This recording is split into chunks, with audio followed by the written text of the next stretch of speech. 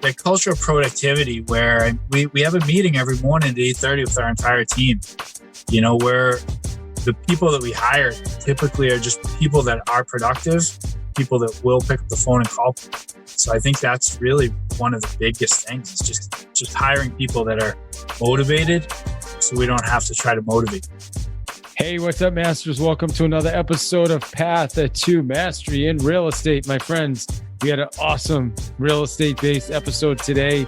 We had the rock star Jim Black. His team closed 212 transactions last year. This year, he's closed year-to-date 229, and he's going to share how he's taking listings right now. We also have the rock star Russell brothers, who were our co-hosts again. This is our special monthly episode of our MeetUp. They are top producing realtors as well, shared some of their strategies. Mr. Michael Wiseman, oh my gosh. Not only did he share how awesome he is with tech, but a live call came in that is going to be on this podcast. As a matter of fact, we need to make sure we go edit out the phone number. And yeah, it was just awesome. All I can tell you is awesome. Laura Morano was on here as well. She works with buyers, first-time buyers, and it's a tough gig right now, but she'll share a couple strategies as well. So just awesome. You're going to love this. This is really, really fantastic. I'm going to call it listings, and more listings is what this is going to be called. And my friends, don't forget about our sponsors, Vulcan 7. You can check out their product at vulcan7.com/path to mastery for a special trial opportunity. They always have something going for our listeners. You can try it out for a month or a couple months or whatever it is and see if you love it. You're going to love it because it's awesome. The best dialer, setup system, lead sources, everything you need to be effective. Also, don't forget about David's coaching, and you can get a free call. Just go to trycoaching.davidihill.com and have a free, no obligation, no commitment, no expectations coaching call. That's it. trycoaching.davidihill.com. I want to give you a free coaching call. And hey, if after the call you decide you want to continue coaching me, that's phenomenal. If you decide you want to tell someone else about the call, how awesome it was, that's phenomenal. Or if you just say, hey, I appreciate that, and I never want to talk to you again in my life, that's cool too. But you know, I don't think that'll happen. But anyway, trycoaching.davidihill.com. My friends, enjoy this episode because it is just fantastic. You rock. Hey, what's up, everybody? Welcome to our MeetUp, our monthly MeetUp for November 2002. I'm 2002. Jeez, I'm like 18 years behind. Actually, 2002, ironically, is the year I got sober. So maybe that's what I'm thinking about. And my anniversary was last night. So I got my coin last night. It was really, really cool. And it was awesome. But it is actually 2020, which is a crazy year, right? Anybody else like 2020? Just like, man, I kind of want this year to get over with. Anybody else feel that way or no? It's been a little different. Yeah, it's an interesting year. I mean, you got a pandemic going on. You got just all kinds of stuff going on, man. It's just you got all this stuff with the election. It's just so weird. Just wanted to kind of let's move on, man. Let's move forward. All right, but anyway, that's what we're going to talk about today, and we're talking about how to be successful. Regardless of what the market's doing. Jim is with us today. We got a lot of really great people with us today. Jim, how many transactions did you do last year? We did 212. Oh, 212. See, I always pumping you up, man. I was promoting you as doing 275. See, I'm thinking about next year, man, for 2021. I bet you it's funny. You probably would have done 275 if it wasn't for 2020, right? I don't know though. I think we needed it. This was a rebuild year. Yeah. Sometimes you need not a rebuild, but I think getting ready for big growth. Yeah, well, good for you. Well, you're like you did the same thing as me. You switched companies after a long time as well. So sometimes that, makes you have to change things a little bit, slows the momentum a little bit, but then it should exponentially take off. I know Mike Wiseman here is with us today. What's going on, Mike? How's it going, brother? Doing good. I'm great. Mike's the guy that can somehow get, I don't know what like if you get an email, he'll figure out how to get that thing transcribed in a different language and sent to someone else on the other side of the country and a voice drop without doing anything using technology. I don't know how he figures all that stuff out, but the guy's a genius when it comes to all that behind the scenes stuff. So thanks for joining us, Mike. My pleasure. A lot of awesome peeps on the call. Glenn and Kalea. Hey, what's going on? Kalea jumped on with us today. So this is good. John Riley. Geez, I haven't seen John Riley in ages. So thanks for joining us. We got a bunch of people here. We've got some people on Facebook. We had about, I think, 90 people sign up for this. So hopefully we'll get some more on. But we're going live. And then Laura, you there with us? Yeah. Hi. How are you doing? I'm doing well. Thank you. Thanks for joining us. And you are, what's the name of your podcast again? The First Time Homebuyer Podcast. Man, we're looking forward to hearing about that right now. So let's do this. So we're gonna start off with Mr. We'll go ladies before gentlemen. So we'll start with you, Laura. So what we're gonna do is I'm gonna ask you some questions. You'll just like if we were doing a podcast, right? And then what we'll do is we'll open it up to everybody else for questions. We'll do the same thing with Jim.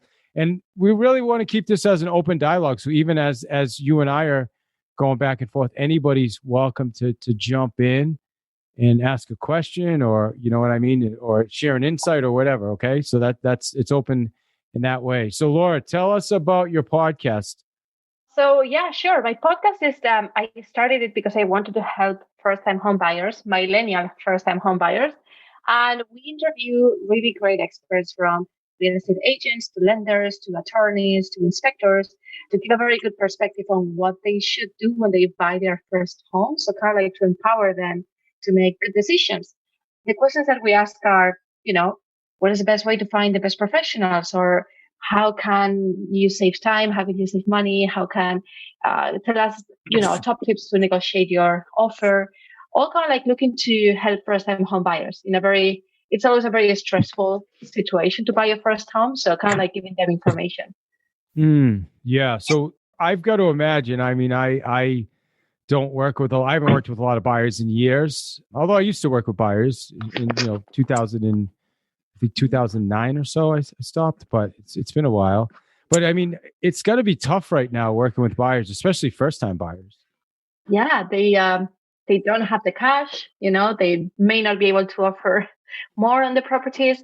So they are getting rejected many times. They're getting a little bit discouraged, but at the same time, they keep on trying. They all want to buy. It's crazy, the market now in so many places in the country. It's such a seller's market. Yeah, I know everybody I've talked to. I mean, I've been doing this 18 years. Jim, you probably see the same thing as me. I've never seen inventory this low ever. I mean, the beginning of the month, usually we were hitting all the new expireds. I think there were 4 last month. Usually there's 40.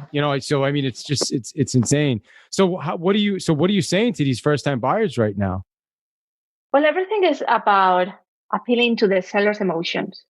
So you're not going to be able to put the strongest offer now because you're a first-time home buyer, but you have something that can be valuable against those investors or those other offers, which is your personal story. So we're seeing lots of success sending those personalized letters or videos or kind of like appealing to the emotions of the seller instead of trying to go above asking or trying to remove inspection contingencies and so on. So it's all about appealing to the emotions and trying to convince them that you are the person that will take care of their home the best.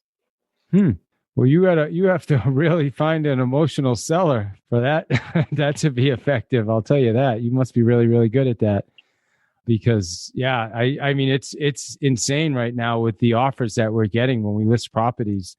I was talking to a guy today and, we met a month ago and he's kind of been dragging his feet, but he's got a multifamily. When we first talked, I was thinking maybe 450. Now, we're going to probably put it on at 5. And he's thinking, well, what about 550? I'm like, I don't know if we, who knows? I bet you we put it on at 5, we end up with 550, 575. It's just insane right now.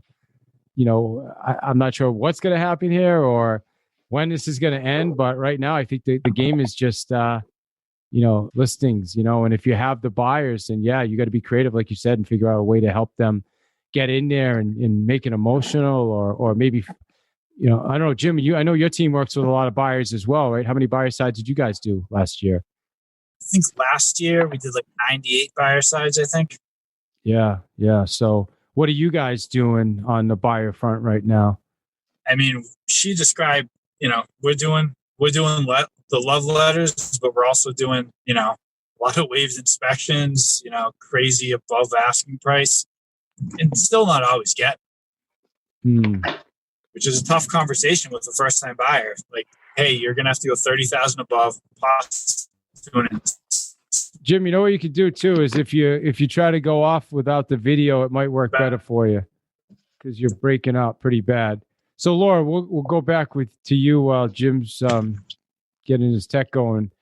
So besides the emotional part, is there anything else, or what else can people listening to this like? Because I know there's a lot of agents that do work with buyers primarily, and a lot of times more than listings. So what would you say to those agents?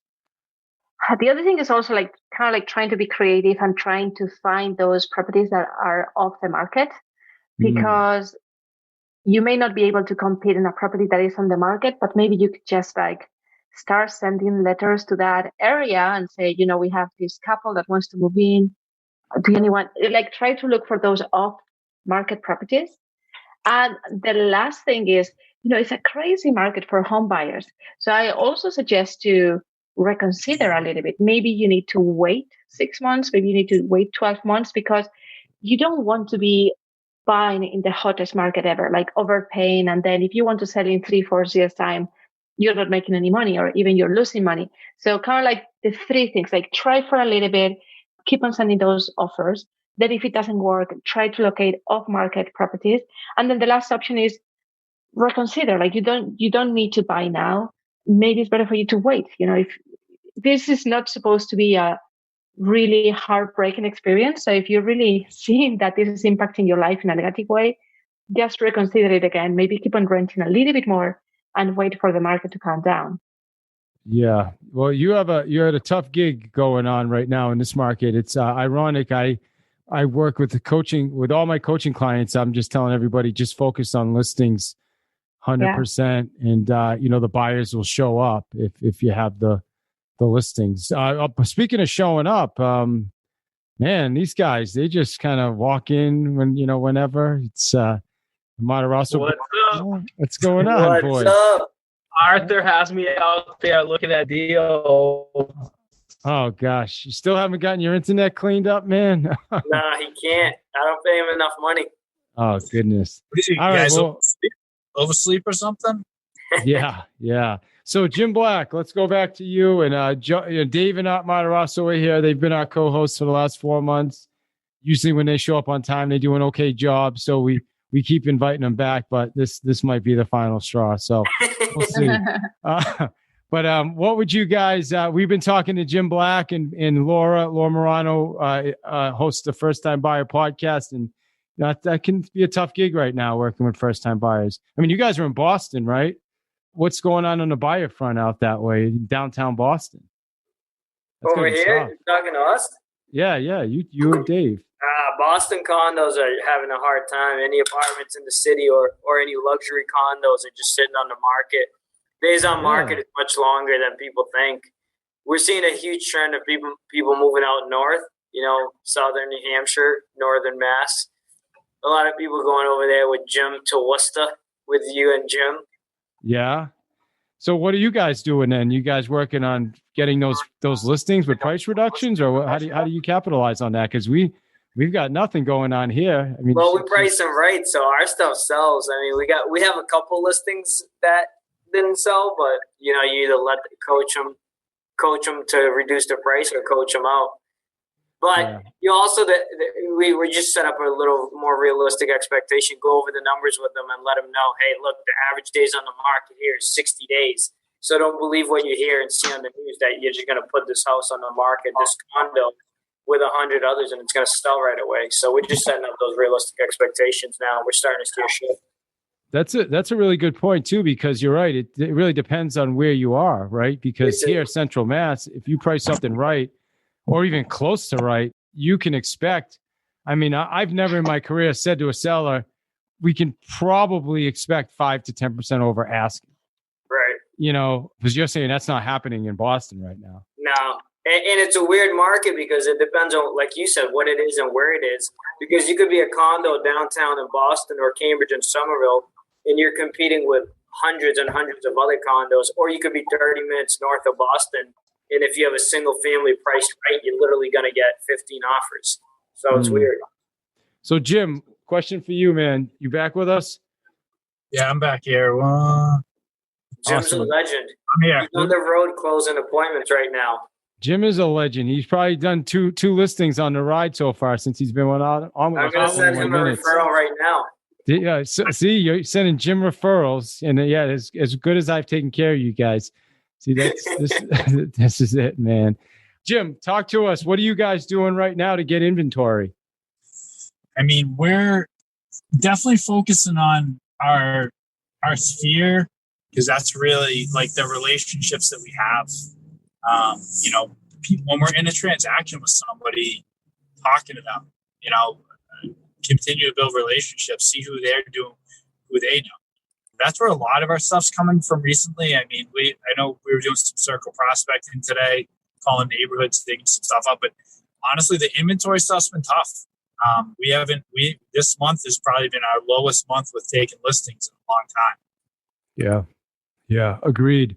So Dave, Laura's here. Laura's really on the buyer front right now. Jim, what questions do you guys have for them, or anybody listening in? Do you have any questions? I got a question for our buddy Jim. So, I mean, he's been doing high level production in over 5 years, as long as we've known him. Continually, no matter what happens with the team, I know he has a team, whether people leave or stay, he still manages and finds a way to do X amount of production. What are you going to sell? 200 homes this year? We're closed and pended. We're like 229 right now. That's Dude, awesome. You went up from 212 last time, 10 minutes ago. He closed 7 more. That was last year. Sorry. All right. That's my beast bad. mode. So my question is, how do you keep your mindset right, and what else are you doing to make sure that you stay consistent no matter what happens on the people with your team? Well, I guess mindset right. I mean, it's a lot of work. It's getting up early, some prayer, some meditation, a lot of reading. A lot of having a coach to chat with on a regular basis, to walk me through what we're doing to grow our teams, and then to any changes in the team. I mean, it's just constantly bringing on. I don't know. We have some incredible people like that. That's the truth of it. We have some really incredible team members, and I think we've really refined our process on how we get great people. Because I really think we've done an incredible job. That's probably what's keeping us in the game. I love it, man. What else? I think it's that culture, the culture of productivity. Where I mean, we have a meeting every morning at 8:30 with our entire team. Where the people that we hire typically are just people that are productive, people that will pick up the phone and call. So I think that's really one of the biggest things is just hiring people that are motivated, so we don't have to try to motivate them. Let's see what Lauren, do you have any questions for Jim? Hey, Dave, I have a question for you and Jim. Sure. Yeah, absolutely. John, what's up, John? Nice to see you. I have known you guys over the years being with Keller Williams. Yes. And now I see this year you guys have switched over to EXP. So I'm just wondering, because that has me a little bit thinking about what's behind this company, EXP. What was the switch? I mean, if you don't mind sharing it, because I think that's a big move for you guys who, been consistently with one company over the years. Do you mind sharing that? Or I would just tell you, for me, I'm happy to jump on a call with you, and we can certainly talk about it. I would say, if I had to give you the 20-second, I would say I think the industry itself is changing a lot. I think it's evolving, and I think it's going more towards a platform business, similar to like an Amazon or a Netflix or an Uber or an Airbnb. And I think that EXP is just a lot more set up for that. And it's just a lot. So that would be my answer. But I'm happy to jump on a call with you, John, and go deeper into that. That's not really the Jim, do you have anything to add to that, or? Yeah, I'd say it's similar answer. I mean, really, the business is going virtual, and EXP was already there. And I think most of the brokerages, you'll see a lot of changes over the next few years, to go in that direction. For us in our team environment, just financially also made the most sense. Yeah, one where regardless of the company, the industry itself is definitely changing. Exactly. Especially now with COVID and everybody now has really gotten a taste of what it looks like to work virtually and realizing, wow, so I mean, I don't know about you guys, but if you're working with buyers right now or sellers, now people are saying, well, if I needed a 3-bedroom house, now I need a 4-bedroom house because I need a home office, right? Or people are saying, I need a 5-bedroom house now because we need 2 home offices. So those are things that weren't happening a couple of years ago. The other thing, pools. All of a sudden, before pools was like, yeah, well, maybe. Now all of a sudden, people like a pool is a big deal. So it's just interesting how it's changing so much, right? I mean, what about that question, Jim? And then Laura, same thing with regards to how this is the landscape of COVID and everything else happening with tech has changed the business for you. I agree with what you just said about the pool. Like, I bought a house with a pool last year, and if I hadn't, I would have bought one this year because everything changed. And having the home office, all of those things are changing, I think, for most people. So I think it did for me. I've seen it personally, and even in my team members, that same thing. Laura, how about yourself? I mean, I'm in New York now, so I live in Brooklyn. And it's interesting because Brooklyn, it's okay in terms of the market. Things keep on selling. But Manhattan has gone down, and there's a lot of listings in Manhattan. There's a lot of people selling. And usually homes go because of that reason. There's no space. You don't have a garden. You don't have that extra bedroom. You don't have a pool. So the market in Manhattan is, I suppose, maybe good for investors, but there's not so many people buying in Manhattan. So yeah, in that sense, I understand why there's more people looking to buy bigger houses with like the garden, the pools, the extra bedrooms. It's interesting actually for people that bought last year or 2 years ago in an apartment. I wonder what those folks are doing now because, you bought an apartment 2 years ago. You don't really want to necessarily sell now. But those people are kind of like trapped in that 2-bedroom apartment. They don't want to sell, but they want to live in a bigger space. So I wonder what's the solution for them. Yeah, it's interesting that you say that too, because similar to what Art said about Boston, downtown Boston, very similar, right? The big cities, metropolitan cities are like, I wouldn't have expected that. Yeah, I mean, and I hope everyone that bought in a big city, everyone is hoping that things go back to normal because those places were more expensive. You just make this huge, like an apartment in New York is at least 1 million starting. So, it's kind of like nerve-wracking for homeowners now. So I got another question, but before I get to it, Dave, anybody else have any questions for either Jim or Laura or anybody on the call for that matter? Jim, I got a question for Jim. Yep.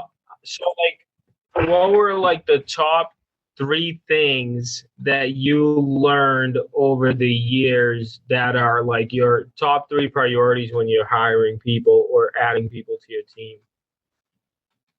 Hungry, humble, and smart. Boom. All right. Awesome. So you want to elaborate? So, I forgot what book it's from. It's like maybe The Ideal Team Player, but you got to have somebody who's hungry, somebody who's willing to put the work in. So hire a motivated person. They have to be humble. And a lot of times where that shows up is they got to be coachable. Like, no matter how much success they have, they got to be willing to learn more. And, for me, the smart piece of it is a lot of times some people just don't connect with people. Like you got to have some emotional intelligence where you can read people. You can, like, when you're with people, you can read between the lines. So those are the three things that I've found are the keys to success. I mean, typically really successful people will have a track record too. But you might have young people that don't. So those are really the three biggest things. It's funny. I just ran I'm looking to hire 2 telemarketers right now. And it's funny. I first ran an ad on Indeed and it said telephone representative. And you would not believe how many people called. And what I did was I set it up so that if somebody was interested, they would have to call and leave a message, not send me the resume. They'd actually have to call and leave a message. So I got a ton of messages. But then what I realized was people looked at the ad and thought telephone representative is customer service. So then I got smart and I changed it to telemarketing representative. And I've gotten far fewer callers. But one of the things I put in the ad was grit. The things that were going to be really important to me was grit, coachability. So everything I do with that is about a test. So, so the people that called and I liked the message that they listened to. There's actually somebody on here right now, as a matter of fact, that I listened to her message and called her back. The people that called and I liked the message, I would call them back and then I'd send them a script. And then I said, okay. And I'd have a conversation with them and say, are you used to telemarketing? Yep, great. Okay, I'm going to send you a script. I want you to call me back with the script. I did that to about 15 people. Out of 15 people, only 3 actually called me back with the script. And then, so again, it's just another layer in this hiring process that I made. And out of those 3, I invited all of them to be in a boot camp that I'm running right now, training people how to prospect expired listings. And the 3 joined and only 1 is still there after the 3rd time. So that's like the process. And plus it shows the grittiness of somebody, right? Like they're going to make it, because the reality is this is a much bigger opportunity to be in a telemarketer. But the bottom line is that's where you start. Right. So I just want to share that because I have like another 25 voicemails that I have to listen to now and continue on that process. But I just want to share that. I'm not even sure why I want to share that, but something triggered me to share that. Right, David's question about hiring and the process of getting. Yeah, that's what it was. So think about a process. Like if you're going to hire somebody, like, I got this from Gary Keller years ago, right? Gary Keller, if somebody was going to be a receptionist for him, this in his mastermind, he said, I'd go in the other office and then I'd call. I'd say, hey, pick up the phone and I'm going to call. And the person be like, well, what am I supposed to say? And Gary'd be like, well, that's the issue then. What are you supposed to say? Right? Well, I don't have any training. Well, that's not the point. What are you going to say? Right? So anyway, that's just something that it made me think about that. All right. So what questions do you guys have for all these rock stars that are on here today? Y'all's pretty quiet. David, do you hear me? Sharon? Hey, Sharon, how are you? Good. So I have a question. I hear a lot of people saying for new agents, like, go with your sphere, or your friends, and extend from there. But 1 or 2 told me they did some mailings, and that's really the way they go. They don't cold call. What does Jim and Laura think about not just your sphere, Yeah, either way, you guys want to grab that first? So I'll jump in on that. I mean, I think that going to your sphere is great advice for seasoned agents as well. Not that you can't get stuff other ways. I mean, we definitely do mailings, but one thing to keep in mind, you're probably looking at 12 to 18 months before you're like getting your money back on that. So that's what we usually look at. And really, the best people that you're ever going to do business with are people that already trust you and want to see you succeed. So you could do both. But I know I didn't spend money on anything like that for probably the first couple of years because I didn't have it. I just called people who knew and called people who didn't know. Yeah, it looks like Laura had to take off. Thank you. I mean, I'll tell you my thought process. You definitely want to be in touch with your sphere because those are the people that know, like, and trust you. And those are the people that, will give you business. when they're ready to give you business. The challenge is a lot of times you're calling people that really have no interest in selling their house right now or buying a house. So it's great to keep the relationship going, but you're not talking to the most motivated people. And I think that's why other people are telling you, hey, go call FSBOs, go call expireds, because those are the people that are saying, hey, I have interest in selling my house. Sure, they may be more challenging to talk to, but they are at least motivated enough to be selling their house. So I would say the answer is both. I don't know, Dave, Art, you guys want to add anything to that? Yeah, I think in the beginning, all new agents have a lot, well, most, not all, there's always exceptions. Agents have a lot of time, not a lot of money. So you use that time to prospect and lead generate, whether it's calling FSBO, expired, or internet leads. It may be tougher, but it's a lot cheaper because it's just your phone, and you just spend the hours and hours of prospecting. And when you become a veteran like Jim and David Hill, you can spend some money on marketing, advertising, and mailers, because now your time is limited, but you have a lot of money because you've been successful in business. You spend that money will generate you leads and the inbound phone calls that you want. But as the most key point, I think, was what Jim mentioned. You have to be able to invest that money for 12 to 18 months. And in a lot of times when you're talking about thousands of dollars a month before you ever see a return on your investment, right?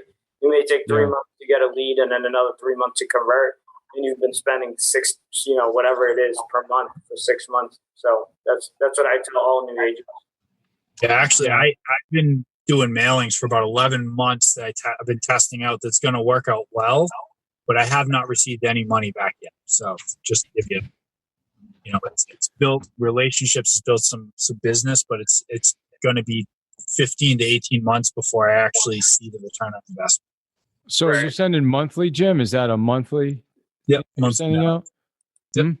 Every month. Yeah, that's what they say to do. And they say most of the people I've consulted with have said it's 12 to 18 months usually before you really start to see results coming in. Right. Hey, Masters, I'm going to get you right back to the show. I promise. Give me 1 minute. Do not forget about our friends Vulcan 7 with their services, their dialer, their built-in CRM, the data they give you, the phone numbers, just the flexibility with their system is amazing. I've been using it for over 10 years. There's some great opportunities, some special deals for listeners to Path to Mastery. Just check out vulcan7.com/path to mastery for some of the special offers. Hey, our meetup every second Thursday of the month, 4 p.m. Eastern. It's been amazing. We've got another one coming up this month. You don't want to miss it. You want to be in this conversation. It's essentially a way for you to be on Path to Mastery podcast, interact with our rock star guests. It's awesome. And I don't even want to, it's amazing. So jump on this second Thursday of every month. Just go to davidsmeetup.com to get registered. You can also register, which we're going to be changing the name to weloverealestate.net. So you can go to weloverealestate.net as well. Get registered there. And hey, I look forward to seeing you on the meetup. Make sure you say hello. And finally, hey, coaching, right? 2020 has been a drag. It's been a tough year for a lot of us. And listen, if you feel like you're stuck, I want to help you make that change going into the new year. Let's help you make 2021 the best year you've ever had in real estate. I am working with a select group of agents that are looking to take it to that next level. So if you're interested, just go to trycoaching.net, sign up for a 30-minute complimentary coaching call. This is a coaching call. It's not a sales call. It's a complimentary 30-minute call. And then after the call, if you decide you want to move forward with us, we can talk about that.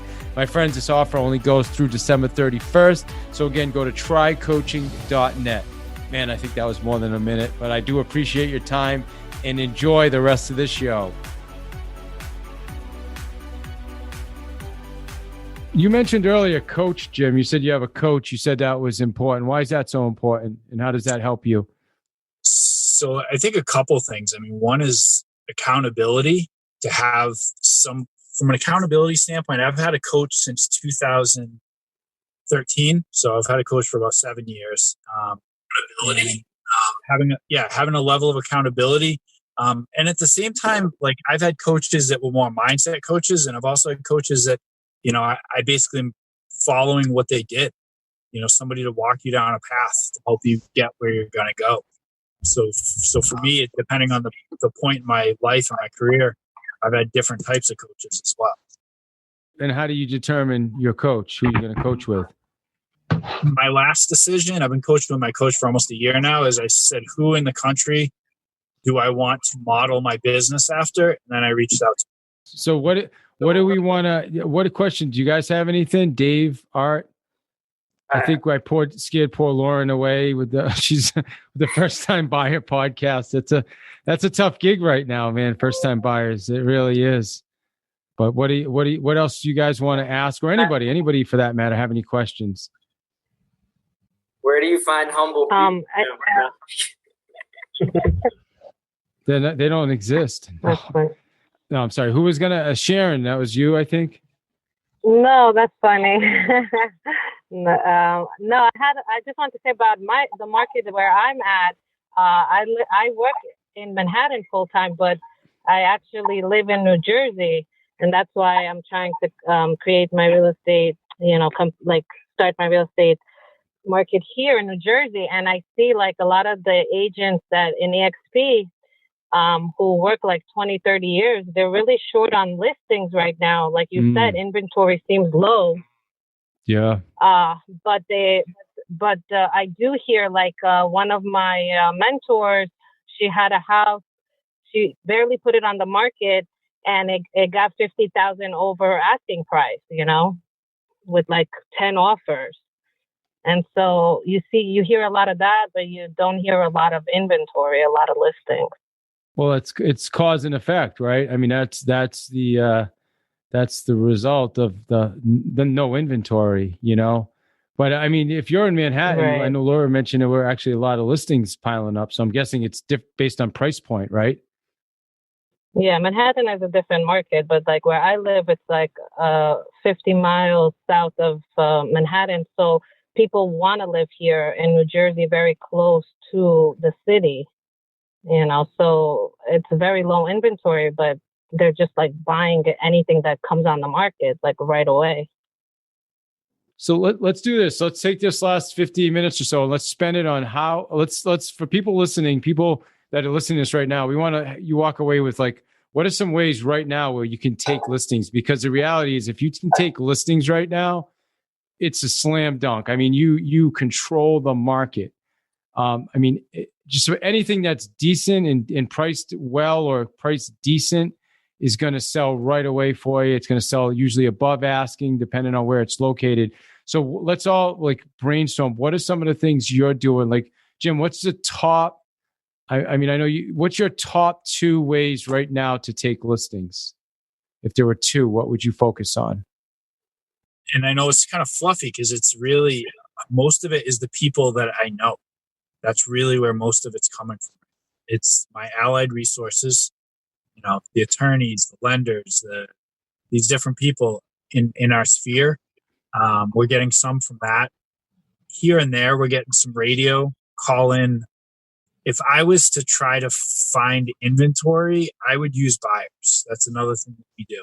So if you got a buyer that is looking in a specific neighborhood, go call that neighborhood and say, hey, I got a buyer that's looking to live in your neighborhood. Who do you know in the neighborhood who's looking to move next? That's good. It's like I said, it's mostly right now. It's mostly sphere stuff that we're actually getting. So that's why we've been shifting our gears to make sure that we're having as much interaction and connection with our sphere. So if you don't call everybody in your database every 3 months at minimum, you should be doing that right now. So you're calling everybody every 3 months. What are you saying every 3 months?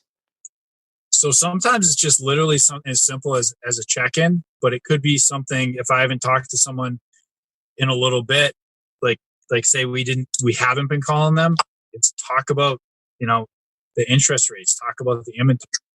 I'm just calling to let you know. Sometimes it's just, I know, they told me before they're interested in knowing what's going on in the market. So I set them up on to get market reports every couple of weeks too.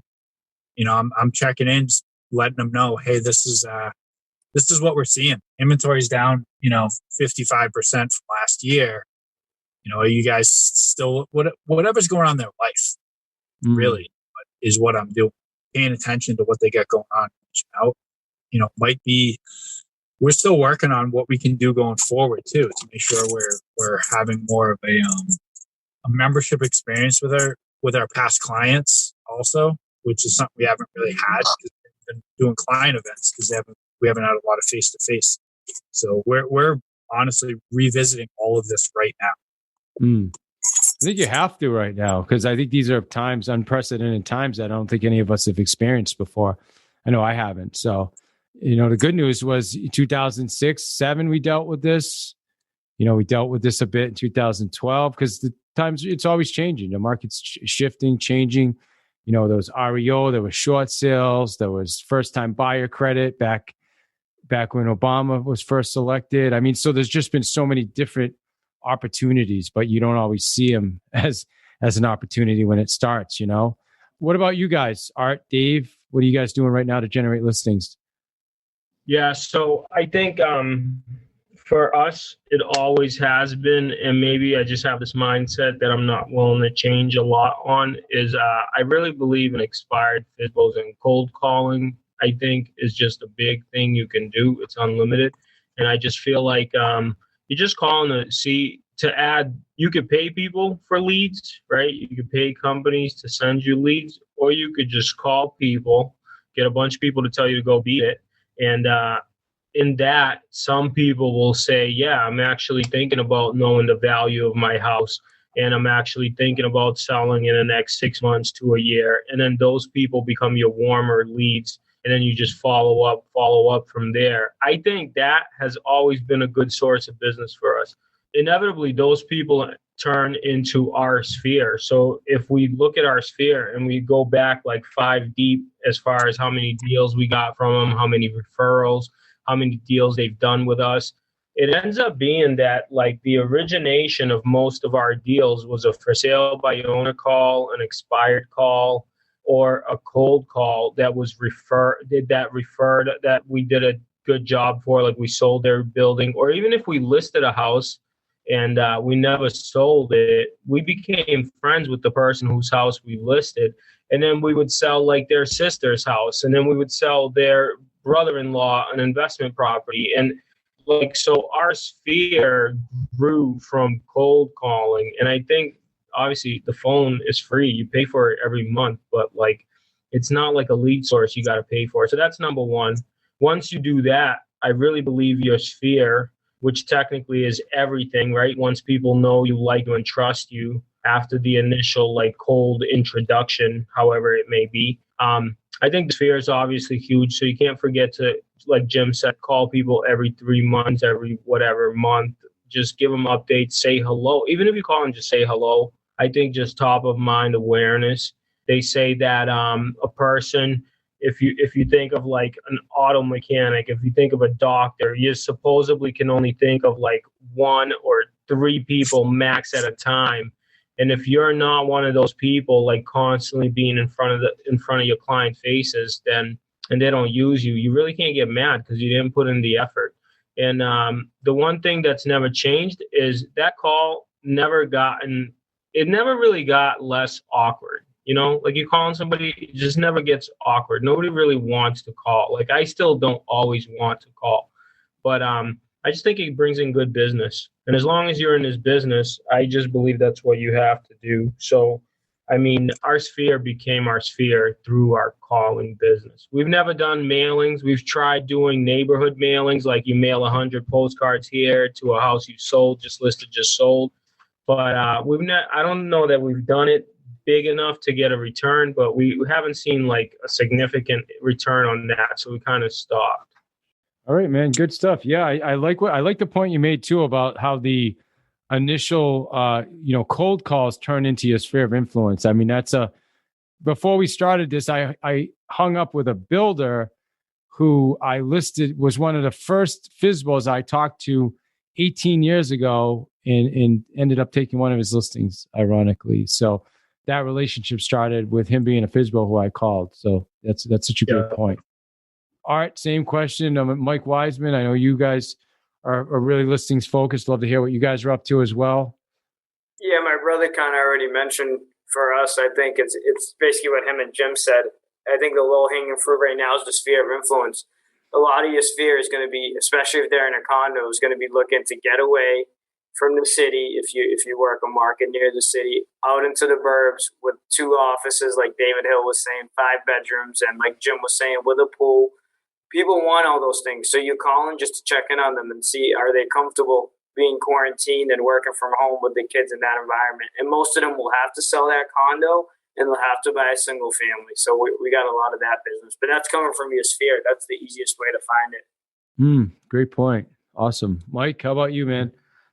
I mean, we're heavily focused on expireds and FSBOs. Always, I mean, I'm the as far as the agents goes, I'm not even 2 years in with the team yet. I've only been about 20 months in production, but it's always been expireds. This morning. I was going through old expireds. We go back a year, 2 years, and David knows we're like he mentioned in the beginning. I'm into automation, so I'm gonna bulk ringless voicemail these people, bulk text them, and bulk mail them. It's all driven out through APIs, automatic, and we'll get the phone to ring off the hook, every day to take these calls. And if they still want to sell their houses, so that's, driving the expireds, the old expireds, the FSBOs into you instead of having to make all the outgoing calls. That's what's been our best ROI, no doubt. And that becomes our sphere, of course, as we build it, as we're in the business longer and longer. And then I think the next thing I really want to focus on, and we coach with David, so David knows kind of where we're going, but it's supporting it all through a really strong social media, but really specific social media. Like David and I were talking about it. This guy Dean Jackson that I also mentor with, is brand, the buyer reflex affecting a now decision, becoming famous with a very small group of people, like your sphere, your prospects, and your custom audiences on Facebook can do that. So we're uploading our expireds, into a custom audience, and they're seeing ads about the things that David and I talk about, like, the 3 mistakes a seller makes when you sell this house. I'm going to make sure the right people see that, the ones that want to sell their house potentially. So just tying that all together, I think there's a huge way to use that social media and the video especially to support. You guys do a really good job with YouTube as well, right? You guys have a bunch of really strong YouTube channels. Yeah, that definitely brings in more buyer leads, but we've closed a couple $1 million off it this year, no doubt, in volume, just for our YouTube channel, but then just in keeping the content going. So that's big. Video is huge. I think it's hasn't been mentioned on this call yet, but using it in a way that's very selective, also meaning through these custom audiences or through YouTube advertising or targeting, and reinforcing your message that you're giving to your sphere. Right? Everybody here mentioned being in touch with your sphere and reaching your sphere. Your sphere should be a custom audience.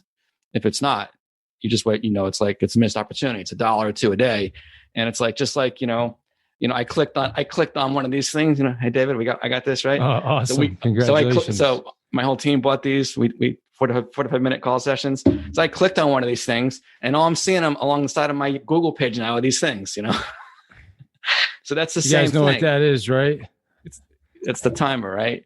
But we've all experienced that. You're searching you go out looking for, I bought this bike behind me here, this fat tire bike, right? I'm seeing ads now everywhere I go. The second I clicked it, I'm seeing ads for that company.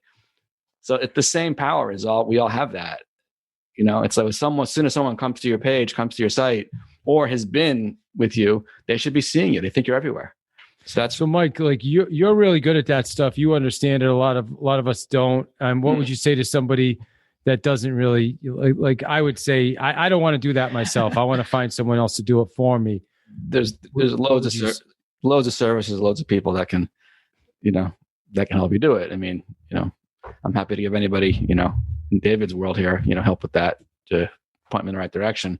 But it's not hard stuff. It really isn't. It's just a matter of always figure out it's the who, not how, right? Right. So, as long as it's possible, now just get the right who that can bring it together for you. But it's a very easy technology to implement today. The retargeting, the remarketing. So think about what Mike's got going on. Listen to this. This is what every morning the new expireds that show up, not only do they show up in his dialer, but they get zapped automatically and trigger a ringless voice drop into people's voicemail without him doing anything through a system he set up. And a text message. And a text message. I mean, that to me, that's and pretty soon, a very simple letter, a card, going to go out to him also. Do you outsource that service? Did you set that up yourself? We set it up, and we don't. I mean, everything. There's that's what all this guy these, does. All we do is connect apps, right? It's the interconnected apps. You know, Slide Broadcast sends out the voicemails. Follow Up Boss is our CRM. There's a couple companies for the send out cards that we're looking at that will send out the cards, but they all can connect. And just a matter of it's like Lego. It's like digital Lego. You're putting them all together. And then my son, who's on this call here, Rob, is a merchant IT guy. He puts it all together and push a button. You click go, and a keyword comes in, and boom, it just rolls from there. So, but it's cool. I mean, people call you, and we do it in bulk. Also, we'll bring in tomorrow morning. We'll have 500 people. It's going to get a ringless voicemail. About 150 will deliver. I expect to get about 15 calls. It's about 10% response rate. So, hey, Mike, what time do you send those out in the morning? How early do you go? They're set to go at 9 a.m. And that you can set that specifically a timer. So within the time zone. So is it? So you use the time zone, right? So it's 9 a.m. all time zones. Yeah, it just says you put the command in Zapier what time you want the actual task to run, and it sets it up at 9 a.m. So you're not API this, Rob. Your son is actually writing the code for Zapier. No, it's all APIs. It's all just using it's all APIs and Zapiers. We're not coding or anything. It's all off the shelf, stuff. Some of it needs to be imported manually.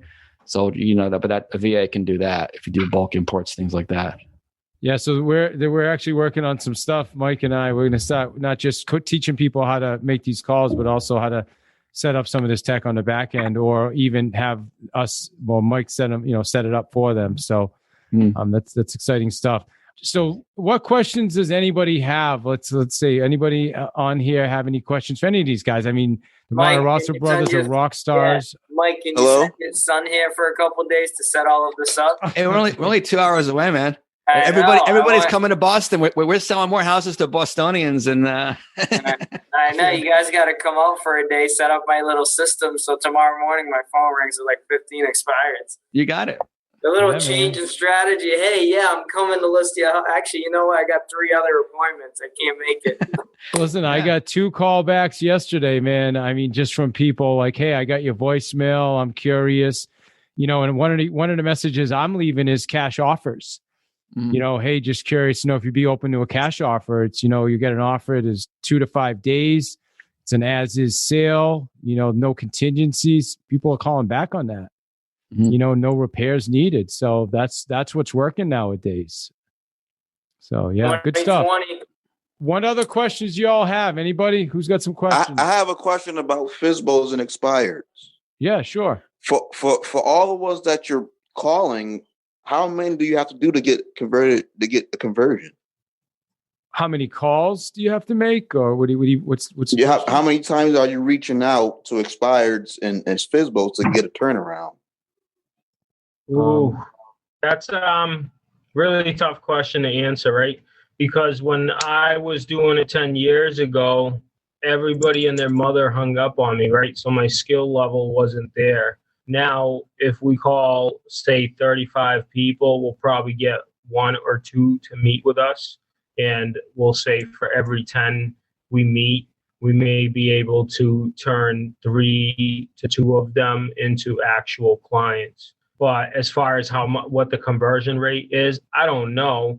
But what you should do is you should be calling enough that you're talking to at least 10 people an hour, like voice to voice, like somebody says, hello, Phil, and then you get to say your thing. And so at least 10 people an hour have to answer, or you're not doing it enough. And you have to do it for at least 20 hours a week consistently every single week.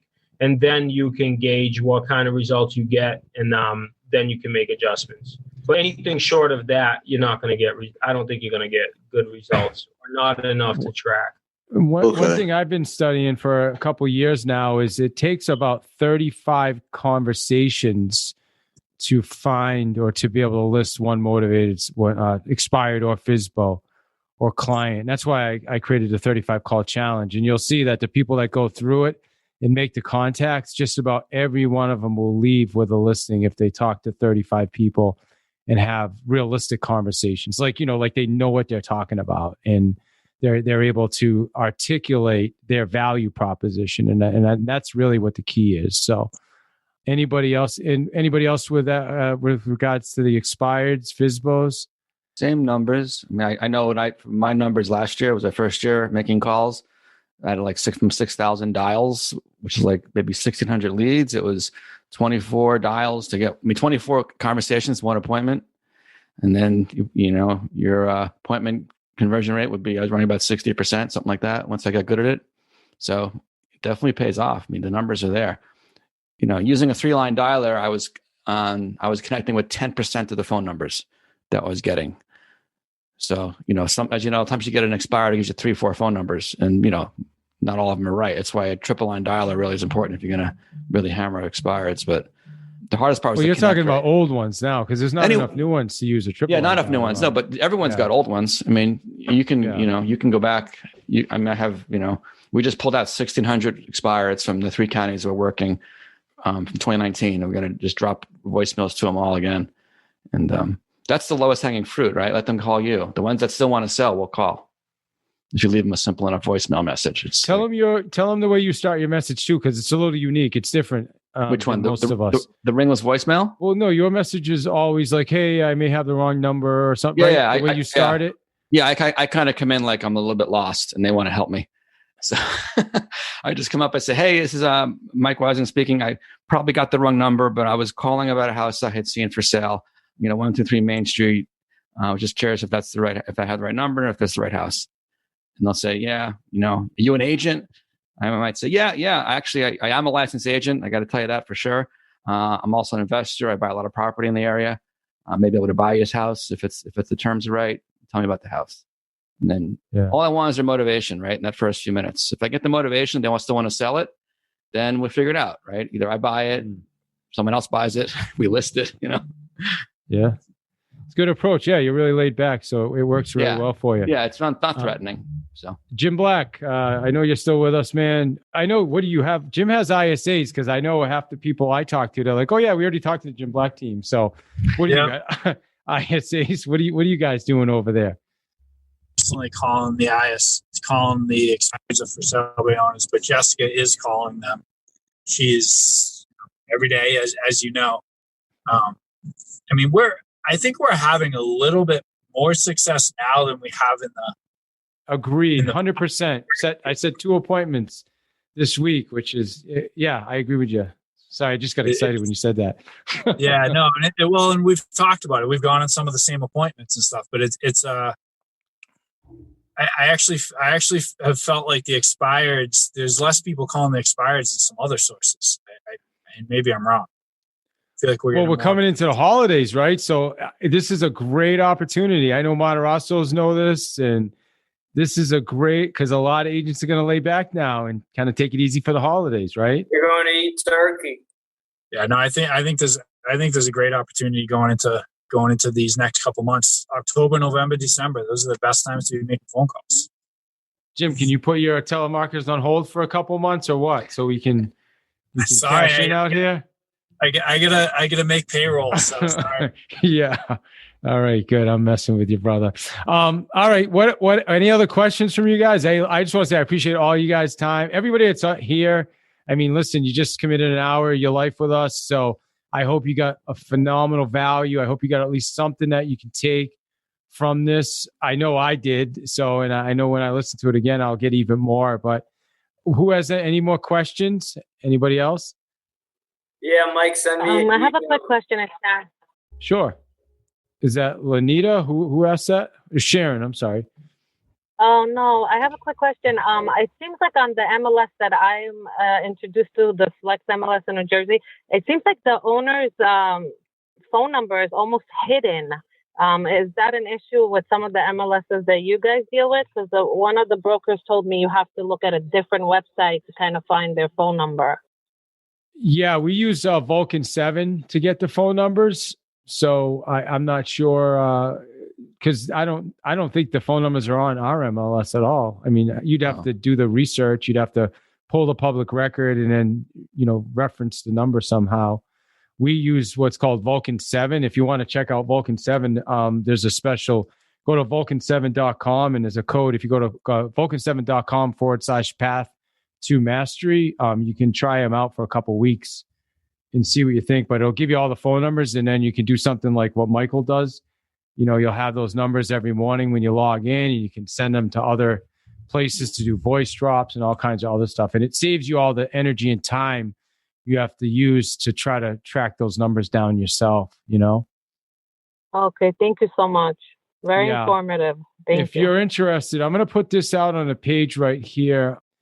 If anybody's interested, just go to that and you can actually log a free, if you want to try a coaching call, just go to coaching.davidihill.com. You can get right into my calendar to book a call, and I'd love to have a call with you. There's no expectation, there's no obligation. I just want to pour some value into you and tell you what we're up to and learn what you're up to. And if there's a fit, awesome. If there's not, you're going to leave the call with some great ideas that you didn't come on the call with. So that's my intention for that. So you're welcome to take advantage of that, anybody.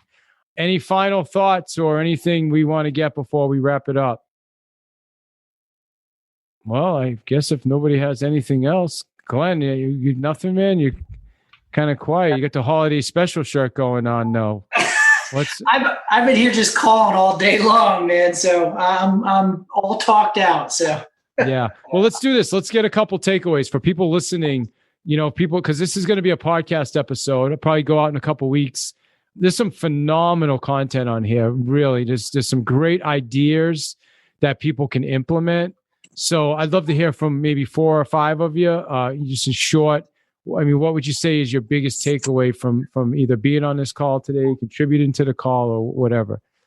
My biggest takeaway is I gotta connect with Mike and make sure my phone starts ringing inbound and not outbound. Do some of that 2020 technology going with Mike and Rob over there.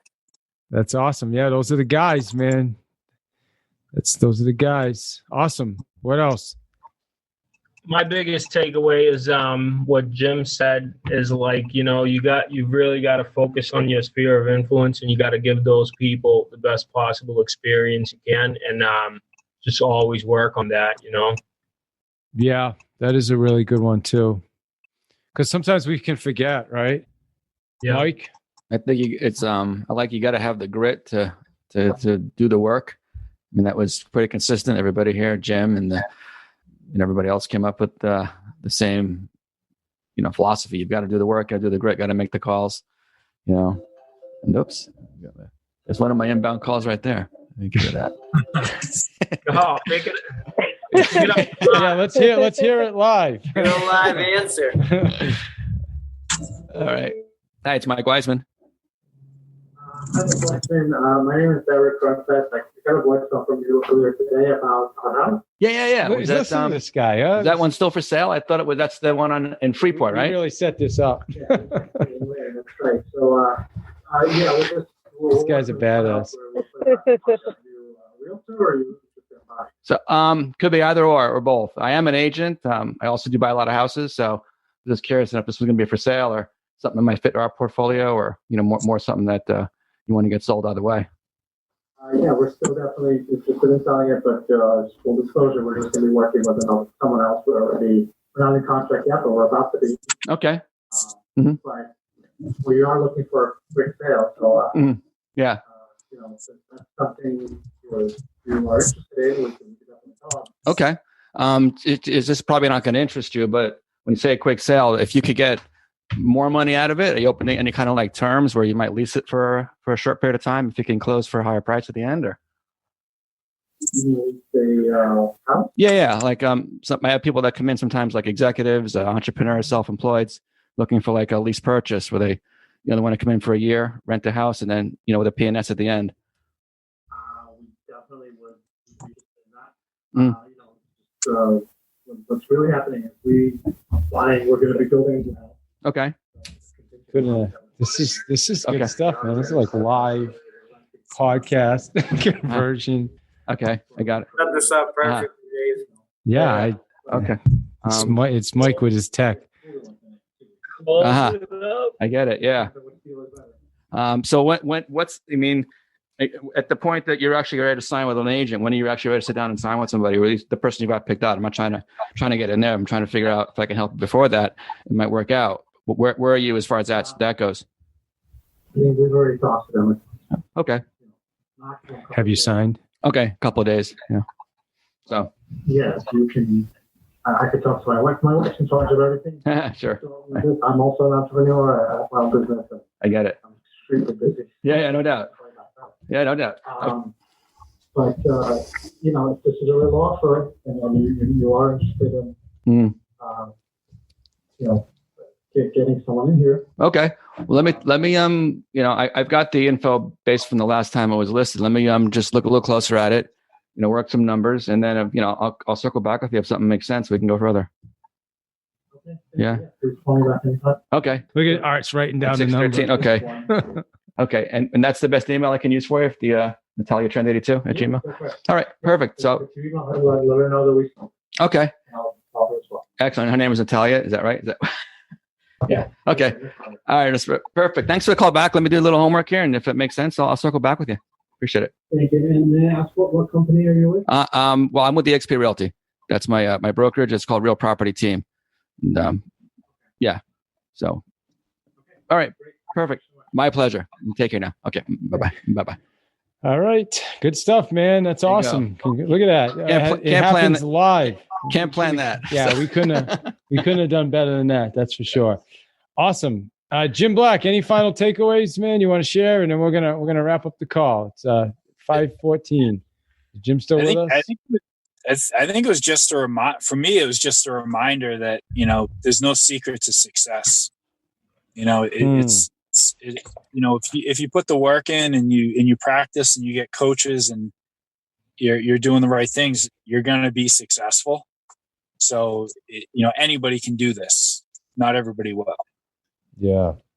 I love that. Yeah. I mean, you just heard a lot of different people share different ways that they're being successful right now in this market, where a lot of people are, there's a lot of agents that are saying, oh, there's no business, there's no nothing, there's no inventory, but yet there's a lot of really successful ways to do it right now. But I think Jim just nailed it, where you got to put in the work, though. It's really about putting in the work right now. So, all right, awesome. And if anybody's interested in reaching out to me, best way to get me is trycoaching.davidihill.com. Jim Black, thank you, my friend. As always, humble, awesome. Dave Art Matarasso, good job, brothers. As always, next time, hopefully we'll get you a watch for Christmas, so you guys know what time to get here. And Mike, thank you for good stuff as always. And Rob and Latina, Phil, Kalia, Sharon, and everybody else that joined us today. We just want to thank all you guys. Thank you. Great. Thanks, Dave. Thanks, Dave. Thank you so much. Hey, Masters, 45 seconds. That's all I ask. I appreciate you listening to the show. I don't know if I say that enough, but I know you can invest your time wherever you choose. So thank you for spending it here with us. Remember, if you want any information on me or my events coming up, just go to my website, which is davidihill.com. Again, davidihill.com. Click on the events tab. You've got webinars, you've got past webinar replays, everything is there. You can also get access to our sponsors there if you click on the affiliates link. So again, everything is at davidihill.com, and we'd love to have you join us on our Facebook community, but just go to Facebook and search groups, which is Path to Mastery. And finally, as you know, you can get yourself a free book by going to davidsfreebook.com. My friends, again, I just want to say I appreciate you spending time with us. Oh my gosh, I forgot to review. If you would, it helps so much if you'd be willing to go give me a review, and then email a review to me at david@davidihill.com. Email it to me. I'll read it on air for you. And I just want to say I appreciate you again for listening to the show. You rock. Enjoy the rest of your day.